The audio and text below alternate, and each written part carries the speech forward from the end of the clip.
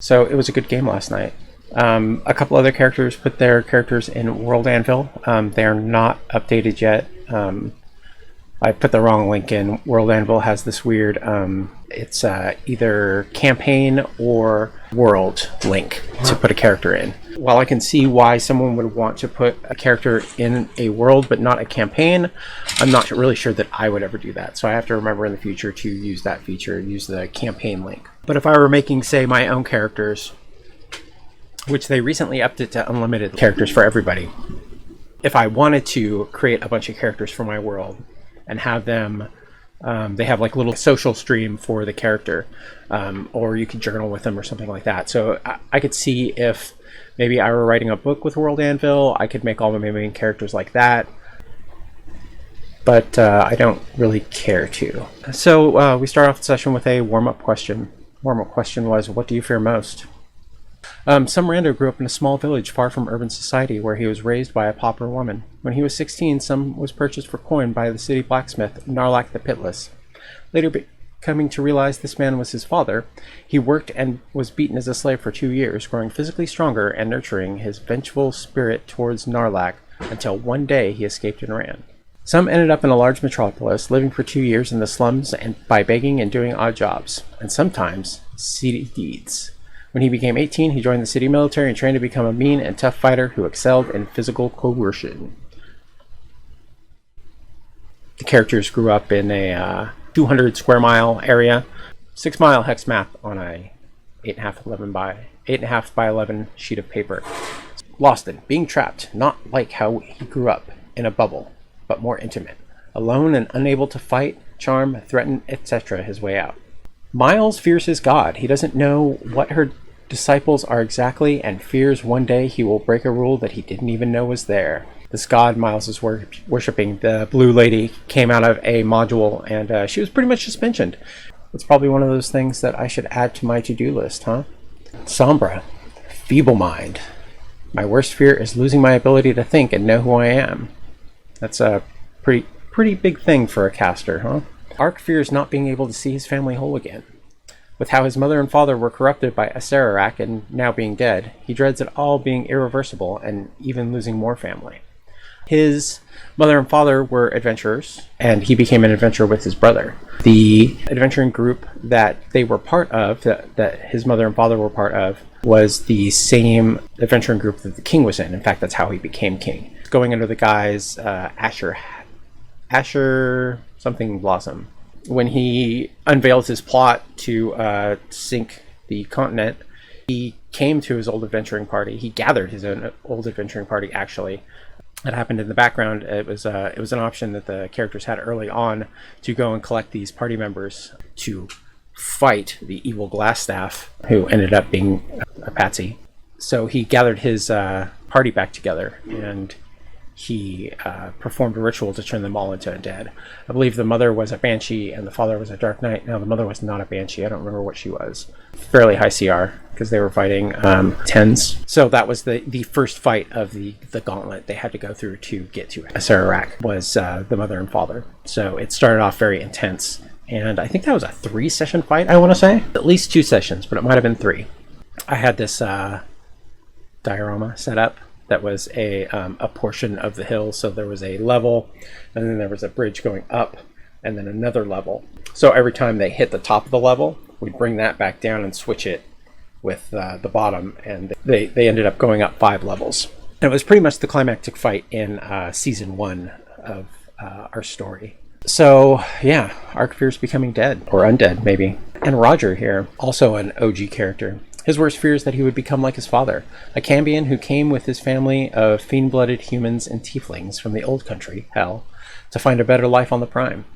Roger's dad performed ruthless callous to ensure the survival of the greatest number of his family members and the continuation of his bloodline. Eventually, he sold Roger into slavery, and at a very young age, to get enough money to move the surviving members of a large family to safety. Hence Roger's hatred of slavers that goes beyond the hatred of everyone should have of them. As Roger grows more desperate to save his home and finds himself making deals with bad dudes and artifacts, he fears one day he'll lose sight of his principles and let innocents come to harm for the greater good, something he's not typically concerned with. Roger's dad's name is Bernie. Yeah, Roger, you're going to have a lot of problems with that soon, I feel like. So this session was all downtime, basically. So we just kind of sat around and talked. There's a little bit of role playing, mostly conversation and exposition. So the first week of downtime was covered at the end of the session last week. We were going to try to do it on Facebook in between the sessions, so we could actually have a session this week. But it wouldn't have worked. Sombra's player, Tom, said that he didn't think it would work on Facebook. And after doing the first week, I agree, because what happened the second week was dependent on what happened the first week. So we would have had to all coordinate our first week together, and then proceed on to the second week, and then coordinate that together, and then proceed on to the third week. I think I could have done it if I was less busy and if I was more on top of it, but I was pretty busy last week and wasn't on top of it. I didn't have a lot of time to sit down and try to organize everybody together. So it turned into a session, which is totally fine, because I think it gets more exposition this way. I get to tell more of the story, right, instead of just typing a few things out on Facebook. All right, so the first week of downtime. All right, so the way I like to do downtime is the way I like to do 10-minute turns. And I go around the table and ask what everybody's doing, and then we go back around the table and roll. This way, if somebody fails at something, the next person doesn't just go, "Oh, I do that too." This makes it feel a little more natural, and it makes it feel a little like everybody's doing something independent, right? Not waiting to see what somebody else is doing to do their thing. So in the second week, like I said, the first week was covered last week. Everybody kind of shopped for magic items. It was the end of the session, and I was like, you guys need to do downtime. So we spent the last, 20 minutes doing downtime. So it was kind of fast and forced. This week I did a little more of a preamble. I organized some stuff for them so that they could look it over, especially while everybody else was taking their turn and figuring out what to do. So this time everybody had, and there was more time. So we slowed things down and explained things a little more, because one of the players we have is new to 5e. So downtime is kind of is mechanically a new thing, right? There was always downtime in previous editions. I skipped third and fourth. But there was always downtime in previous editions. That goes back to the first edition DMG and Gary Gygax. I don't know if it's a famous saying, but you cannot have a campaign, a good campaign, a meaningful campaign, unless strict time records are kept. And that is written in all caps in the first edition DMG. And I fully believe that. And I believe that goes back to his downtime. When one of his characters would be doing spell research, he'd have to track that out and say, okay, this guy's he's busy during this month and a half. So what is everybody else doing during this month and a half? Okay, you're going on an adventure for a week. You're coming back and researching for a week. You're coming back, and then okay, and now we're caught up, and now everybody can go on that adventure together. So I really think that's what he was talking about in there. A lot of people talk about keeping track of the dungeon turn and torches and lights, and I think there's a little bit of that in there too. That is very important. The early levels, especially in the earlier games, were more attrition based. It was more of a hex crawl, right? It was more of a do you know what you need to survive? After a certain point, it was unnecessary, right? After you reach, especially name level, which is 8 to 10, depending on what class you were, you had everything covered, right? You always had enough food. You had a cart full of food with a bunch of guys following you around. Fighter had an army, that kind of stuff. So it was all irrelevant by that time. And I feel the same way in 5th edition. Actually, I think it happens a little earlier. As soon as a cleric gets food and water, which I believe is a 2nd level spell, so that'd be at level 5, all that stuff kind of goes away. And I've tried really hard to keep track of it, but it doesn't work as well. The second week of downtime. Sombra researched Jeb, which was the Lost Prime that Acererak had gone to. Gosra had given them this information in the past session. They were also doing downtime with some of the NPCs on the Starlight Express. So Sombra was assisted by Doc Brown, who is the engineer of the train. So he researched where the portal was and found the location of the portal. To be honest, I didn't think too much of this, and I just kind of stuttered through. The portal is you find the location of the portal, because I don't know Sigil that well. I don't know where it would be, and sometimes my improv just doesn't work. Miles researched how to get to the City of Brass and general information on the City of Brass, and this is where my improv skills do come in, right? Because this is something that I've thought about before. I've been reading a lot about the City of Brass. I know a lot about the City of Brass. I know a lot of story about the City of Brass. I actually told my 5-year-old a bedtime story about how the City of Brass came to be. So I've been very into that lately. So Miles and the party got a large exposition on where the City of Brass is, how you would get there, and mostly that came out to be Plane of Molten Skies, which is a kind of triangle convergence of the elemental plane of earth, air, and fire. That convergence is where the City of Brass is, right? At that point is where the Obsidian Path goes, or the Obsidian Road goes into the City of Brass. And the Obsidian Road and the line to get into the City of Brass is an adventure in itself. It is a weeks-long line to wait in. There are people who make their money on the Obsidian Road, which is technically outside the City of Brass, standing in line for other people to get in.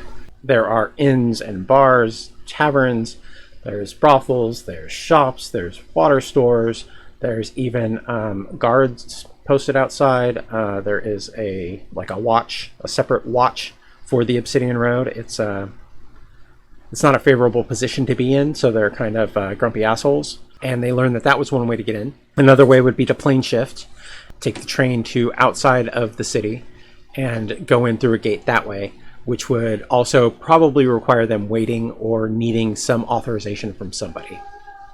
A private portal seemed to be what interested them most. There are people who own their own portals and travel back and forth between the City of Brass and wherever they drop their teleportation circle. So Ark and Lawston did a team building exercise on his parents. Back at the giant battle on the cliff, when the undead versions of Ark's parents were killed, they were pretty much eaten by a giant dinosaur. This dinosaur was controlled by by Lawston, excuse me. This is Lawston's pet. And there was an altercation about Ark's parents and the dinosaur having eaten them. Ark wanted some sort of body to lay to rest, basically, or try and resurrect. So there was tension there from a long time ago. And team building is out of Acquisitions Incorporated. I believe I have let everybody know how excited I am about that book and how much I love that book. So team building, you take a situation and you try and work through it. When you do work through it, you get certain bonuses to downtime activities. You can get advantage on your next downtime activity. And then also you can get a free 10-minute enhance ability or two by having a memory, basically. And you just cash those in whenever you want.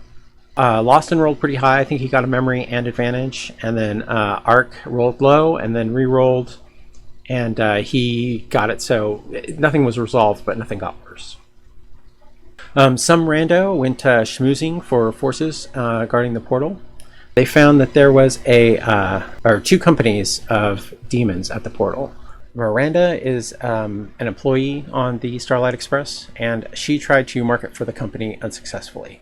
She went around posting signs and stuff, but handing out flyers, but it didn't go across too well. So we moved on to week 3. Sombra and Doc Brown went again looking for the key to the portal. In Sigil, the City of Doors, there are doors to other planes. And in these other planes, or in these doors, they need keys, most of them. Some of them are totally open doors, but generally they need keys. So they found out the key for the portal to the world of Jeb is a demon finger. Ark researched making the weapon. He crit on this one, so I gave him 2 researches for that. because it was like a 34 or something crazy. But he meant Gokun the Simple. And Gokun sat him down and told him a story about a young lad who apprenticed to be a blacksmith, but failed miserably at it until someone had brought him a special ore, and nobody else could work this ore but him. So he worked the ore and that into a weapon that was used to slay a devil. And it was said that if this apprentice ever took up blacksmithing again, he would be the devil would be reincarnated. So they need to find an apprentice blacksmith.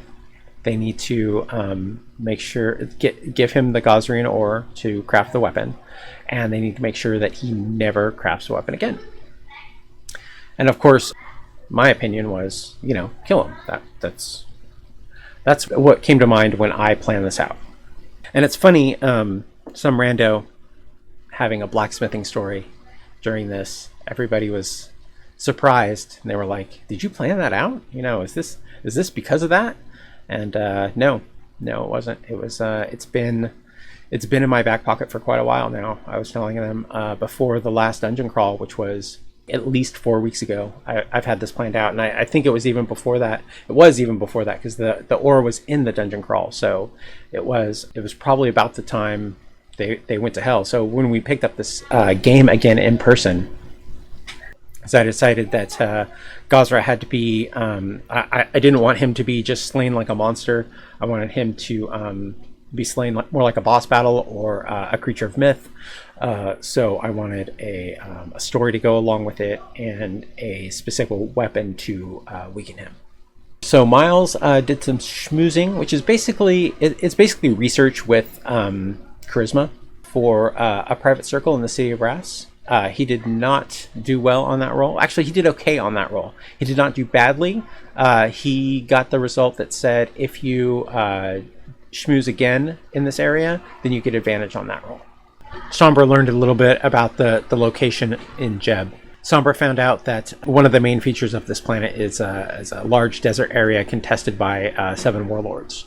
He found stories about how the tension has been rising there, and the warlords are about to embark on destruction of the other warlords and try and take the whole desert for themselves. All right, Lawston. He was smoozing.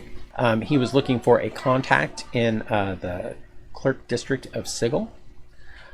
So he met Helia, and he rolled high, so he got the contact, and she owes him a favor. So anytime they need research in the future, they can come here and, get some sort of favor. Have access to something that I would normally not give them access to, or maybe advantage on a research roll or something like that. Lower a DC, maybe? I don't know. When it happens, we'll figure it out. Some rando continued his research on the demon portal, and he researched the location of the power source of the bubble. So if you remember from last session, they learned that the bubble on their homeworld Sanguera was being held in place by a power source somewhere in the Hells.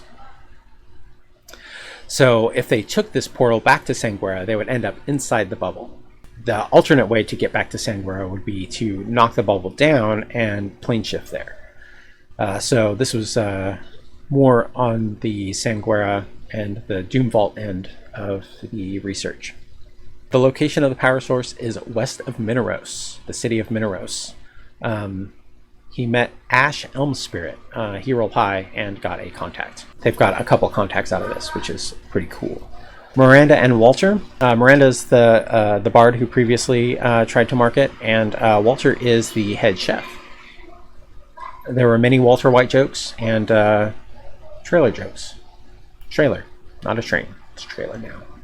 They tried to marketeer, which again is from Acquisitions Incorporated downtime activity, and all this stuff in Acquisitions Incorporated obviously revolves around the franchise acquisition of Acquisitions Incorporated. But if you take that stuff away, it lends itself really well to a business, especially a fantasy business, because there's crazy stuff in there that someone who is running a business and had access to magic may do. They tried marketeering again. This time the plan was a success. They actually got 3 successes on their rolls. They decreased the franchise's monthly cost by 25% for 2 months. So I think I calculated their earnings a little incorrectly, but oh well. They would have got less money, not more, so I'm not too worried about that. Also, during the first week, I had forgotten. Lawson sat down with Whelm, who he's been carrying on his belt this whole time, ever since White Plume Mountain. Lawson did a downtime activity of thievery, and he broke into a tomb and stole a couple of things. I don't remember what he got out of there, but he noticed upon leaving, he rolled a complication, and that complication was there was a space on the wall where a weapon was. So he got blamed for, he left something behind, left some evidence behind, and he got blamed for stealing this artifact. They didn't care so much about the other stuff in there, it was the artifact that was important. In White Plume Mountain, they got Whelm, and they have, every time a new character comes in, there's a joke about being a dwarf, and Whelm has said he will only be wielded by the Mighty Hammer Clan, and he will only be held by the Duragar Mighty Hammer Clan, because the regular Mountain Dwarf clan are imposters. Whelm is a Duragar weapon in my campaign. Lawson basically sat down with Whelm and said, look, you need to pull your weight, man. I want to get you back, but it doesn't look like we're going back anytime soon. The more help you can give us, the faster we can get back. I kind of hemmed and hawed and pulled back, and then I just had Whelm say, no, it's not within my power to do that. And then I was looking over Whelm, and I missed the part at the top that says requires attunement by a dwarf. So I was like, you know what? What the hell? I don't see anything in here that says dwarf. And I had added the part about Mighty Hammer Clan, so I thought maybe I had added the whole thing. I was like, what the hell? Yeah, we'll let him wield it. That's fine. And then like 30 seconds later, I scroll up to the top and see must be attuned by a dwarf. But I decided I wasn't going to take that away, because that's they've been trying to do this for a long, long time, ever since White Plume Mountain, 5 levels ago. 10 levels ago. They were very excited to get this, and I'm not going to steal that one from them. I think that would cheapen it a little bit. So they were very excited, and Some Random has a new weapon. What was the quote? Whelm said, I would be honored to be wielded by someone as worthy as Some Random. So, Some Rando, right? So that got a pretty good laugh. See, that's where my improv came in. That was all of week 3 and some more of week 2. So at this point, they have all 4 of the things that they needed to find. They found out the weapon must be made by someone who is currently an apprentice blacksmith. They found out the weapon must be the last weapon made by that blacksmith. They found out that a demon finger is the key to the portal, and they found the location of the portal in Sigil. So those were the basic things that they needed to do. It was up to them if they wanted to take another week. And this has basically been a month, so they would have to do a running the franchise downtime task. And that can be run with any number of people. Someone has to do it, and it's a D100 roll. Like I said, I boosted it by 10%, so they wouldn't get the bottom. They also got the 25% increase, which like I said, I think I calculated wrong. Every day that person works on it adds 1 to their roll. So basically, they took a week, 7 days working on it. And you know what? I'm supposed to limit a work week to 5, I think, or something like that. I don't know. The DMG, I'm going to go off on a tirade here. The DMG is really weird about the work week thing. Because first of all, the default setting for 5th edition D&D is Forgotten Realms, and they run on a 10-day. But all the other settings run on 7 days. I pulled back, and I've been doing 7-day weeks, even though my calendar is a 10-day. I feel that it makes time go by slower. Actually, I don't know if that's a good thing or not. Maybe I'll tack on a bunch of days there. But I probably shouldn't have had them work through the weekend. I believe there is some limit to 5 days. I believe it says in the DMG, which of course is not relevant to the Forgotten Realms, which is the default setting. I think they should have mentioned that. But anyway, They rolled percentage dice, and they got 157. They with the amount of people that they had working, it was a plus 59, and Lawson rolled a 98. So that, in my bad math, came out to a profit of 2,250 gold. And that is basically 150% of their cost, which is $3,000, 3,000 gold pieces. Which that cost should have been lowered, so that number probably should have been lowered. The fourth week was decided to be taken. Summerando, Sombra, and Lawson all added to the crew of the Starlight Express, which was 7 people for 7 days, so that was plus 49. I don't know how it ended up plus 59. There was 10 more. Oh, because I gave them a plus 10. Miles continued looking for a new portal. He found it. He met somebody who has a portal. He vacations in Sigil, but lives in City of Brass. So he has a portal, and he's willing to let them use it because Miles rolled with an advantage and rolled pretty high. He did not get the favor, but he got a favorable disposition. He was like, I'll let you use it for 10,000 gold. And that's pretty much about the amount that the most that one character has right now. I think if they pulled it all together, they might have 30,000. I really don't know though. Miles was like, well, that's a lot of money. I offered, well, you could do a job for the genie if you want. And they said, yeah, that's what we want to do. And at that point I had said, okay, we're going to do week 4, and then we're going to decide what we're doing next week so I can write an adventure. So this kind of fit both things, right? It worked out well. So I asked them, well, what kind of adventure do you guys want to do? You know, do you want to break into something? Do you want to go kill a bunch of shit? Do you want to kill something specific? Sombra's player Tom came back with, well, we need to kill a demon. Why don't we kill a demon? I was like, all right, we'll do that. That sounds good. So they're going to kill a high-level demon for a demon finger. I let them know that they are going to have to go to the Abyss to kill this demon, because otherwise they would just reform and turn into a pool of ichor, so you wouldn't be able to get a finger off a pool of ichor. At about that time, Roger's player, Tristan, popped in. He was in a place with no internet. No signal, because he was using his phone. But by the time he got settled in, he got on Wi-Fi and dropped in right at the end of the session, which was kind of perfect timing.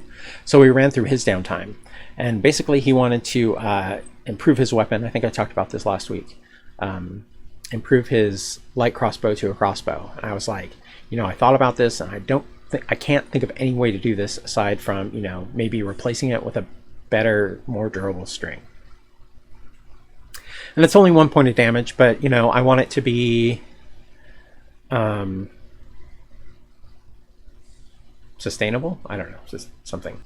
And he was kind of bummed about that. He was like, oh, I don't, he was bummed about it. And I was like, well, why? What did you think that was going to happen? And he was like, oh, I thought I was just going to be like, here's my crossbow. You would say it's 5,000 gold, and I would say okay, and it would be done. And I said, well, no, it's not going to be that simple. I want to make you work for it, or something to that effect. So I'm going to wrap it up into this demon killing exercise. He's going to be able to get some material or something. But he wanted it to be easier than it actually was, and I'm okay with that. I think that's important in a game to be able to, as a DM, should be able to compromise with your plans for the players, because they are playing the game and they're not here to entertain me. We are together to have fun. People skills really comes in handy here, so you can identify when somebody is, like Tristan was, a bit disappointed. And really just communication. It's that simple, Ask, well, what did you expect to happen? And okay, well, we can make it happen that way. So we simplified everything. He bought some arrows, bought some potions, and he did a prayer for inspiration to his god. I still don't know exactly what's going to come out of that. Something's going to come out of that. I told him I didn't want much to come out of it because it's kind of stepping on divine inspiration, the cleric ability. So I don't want him to spend a week of downtime and get access to a cleric power, even though it is only a one-time thing. Actually, thinking on it now, it's not too bad. But he's going to get inspiration. He's going to get it somehow. I haven't decided how yet. So actually, I think I just thought of something. So I'll mull that over in my head and decide what that's going to be. Anyway, that was pretty much the end of the night. Tristan and I were the last ones on talking about that prayer for inspiration thing, and he's really leaned into this this worshiping of the of Waves God. So I'm really appreciative of that, because I know part of the reason he did it is, of course, to wield Wave. I mean, who the hell wouldn't, right? It's one of those, it's not an artifact, it's a legendary weapon. But it's, it's been around forever, ever since White Plume Mountain came out. These weapons have sat around, and they're those things like the Hand and Eye of Ekna, right? Which they have. They're these things that are things people want to use, right? They've been carrying Whelm around on their belt, wanting to use that. So it's very understandable that someone would want it from a mechanical perspective. But the way he leaned into it, I was worried that he was just going for a mechanical perspective, from a mechanical perspective. But when he did it, I talked to him afterwards, and I was like, man, if you like, I told him in front of the party that I wanted him to do something mechanical to prove, like his dedication, I guess, to the deity. But like I said, he really leaned into it. And then I talked to him later, and I was like, man, if you keep leaning into it like this, I don't think I'm going to worry about, pushing something mechanically on you. And I was thinking like, prayer or something that like took time away from his adventuring or that affected his adventuring somehow. But he seems to be doing that on his own. So yeah, I'm pretty happy with that. I'm stoked when a player leans into their character like that. And I seem to have a group full of it, I don't really have any players in my game right now who aren't leaning into their characters. So it's something I'm really appreciative of. So that's what happened this week. And yeah, that's about the size of it. So this month is RPG a Day month.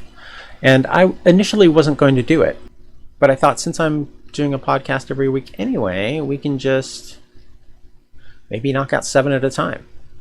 Well, it's only August 5th, so we'll start here. Basically, these are just prompts to get you started talking about stuff. So beginning, what does that make me think of? Is the beginning of a campaign, session 0, the work that goes into it. I don't mean that in a negative way. I mean that in a positive way. I love starting new campaigns. I love to plan out stories and set up background and figure out what's going to happen. Whether it be a story-based one like Sanguera or a crawl-based one like City of Zobek. There is generally a lot to set up. And I mean, even if it is a story-based one, I generally like to set up a hex crawl to begin with, just to get some of that player agency feeling in there, right? And I like to at least give them a choice. I try not to make it the illusion of choice, but I try to, get it to be choice. All right, 2, change. Wow, change. I think about how my DMing style has changed over the years. I started in 1st edition as a kid and was very adversarial as a DM. After I went through that phase in the 90s, we started playing a lot of story games, or what would be called story games now. White Wolf was really where this came from, story over mechanics. And there was a there was a time there when I didn't believe in dice, right? There was a story that I wanted told, and it wasn't necessarily my story, it was still our story, but I didn't want the dice to determine that, but I felt I still needed to do dice rolls. Now I'm the kind of DM that likes dice rolls. I like the randomness. I like to throw it up to fate. And if I don't want to throw it up to fate, then I'm not going to call for a dice roll. So those times in the past where I made players re-roll dice because I didn't like the dice roll, I just shouldn't have had them roll the dice. It's as simple as that. 3, thread. Oof. A dangling thread, maybe. I like to have a lot of stuff like that. I like to throw stuff out there that, you know, goes kind of every direction, and players choose what they follow up on. There are definitely a lot of threads in my Sanguera campaign and in my City of Zobak campaign, which we'll get back to eventually, I'm sure. There are, I mean, that's a hex crawl game, so there are threads everywhere, and disconnected things that have no reason in my notes, but maybe connected to something. I really like to do that, like to leave loose threads. What's it called in Dungeon World? Leaving holes or something like that. Leave empty spaces on the map, just so there's room for stuff to go in there, stuff to be put on the map, so to speak. So, you know, when you have that thing that's kind of a mystery and the players come up with it, the players say, oh, you know, I think it's maybe because of this or maybe because of that. The DM, me, writes that down. You know, I listen and I change my story according to what the players are thinking and what the players are saying. Vision. That kind of goes back to the beginning, right? A vision of the story that is going to be told, or the vision of the location that the story is going to be told, or so in the case of Sanguera, the vision of the story in the background that is being told. Sanguera is background on the Blood Wars, and I really, that's like one of my favorite parts of D&D cosmology. So I worked it in. There's always demons and devils in my games. Demons, devils, hags, fae. Those are things that you're going to see a lot of in my games. So I think vision is that initial kind of like, what is the background of the story going to be? What is the story going to encompass? And where is this story going to go? And number 5, tribute. That is today's. It's another tough one, right? I don't know. I guess it brings to mind. So like presenting things, maybe working with the gods, something that I don't do a lot in my games, and I'm trying to start. Because in a world where the gods are real, why shouldn't I use the gods? I know that in Sanguera, I made a certain day of each season a day of the gods, and there was a celebration, and a god actually came to the city to hang out and, you know, answer questions and do photo ops, I guess. I don't know. But, and especially since we're plane hopping now, the gods are more involved, or should be more involved. They aren't more involved, but they should be more involved. Even though we're in Sigil, I think Sigil, I feel like Sigil was really designed for starting out. It is very, the power level is intentionally forced kind of low. Even though it is in the center of the plains, the gods really don't go there much. And if they were to go there, it would be very clandestine, I think. I think I'm going to start working. I think I want to work gods into my campaigns more. No, I know I want to work gods into my campaigns more. I just have not done it yet. And I think that Roger's given me a good way in here to figure this out. I think that they are meeting more Celestials, and I am reading more about the planes and learning the gods on the planes. And as that goes on, I think I will more naturally just start to feed into that.